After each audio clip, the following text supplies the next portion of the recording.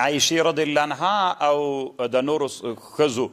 هغه اوبه راوړلي د زخمیانو خلو کې وراچولي نو طالبانو ښځو ته جهاد کې برخه اخیستل دا جایز د جواز لري خو طالبانو یو ټکي ته مو فکر وي نن د موږ د مسلمانانو خصوصا د افغانانو دپاره چې کوم افتخارات دي مثلا د افغانستان په تاریخ کې یوه ښځه تېره سوې ده ملاله نومیږي میوندۍ نو طالبانو چې کله د انګلیس په استعمار کې کومه لویه قرباني کړې ده اوس هغه افغانانو ته ډېره منلې ده خو دا د اسلام تاریخ یعنی د اسلام په تاریخ کې تېره سوې ده اوس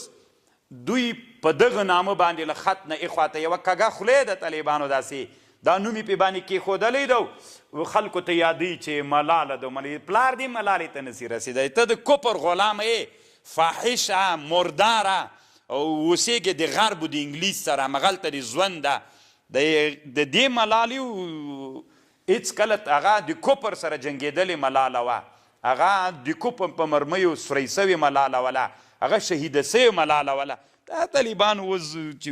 ملاله ده دا غواړي چې مسلمانان بېدینه کړي مسلمانان انشاءالله بیا یوه جذبه لري که نه که داسې شنګ راوهه بیا داسې مزل کوي چې ته ورته حیرانه سې مړه کېږي نه انشاءالله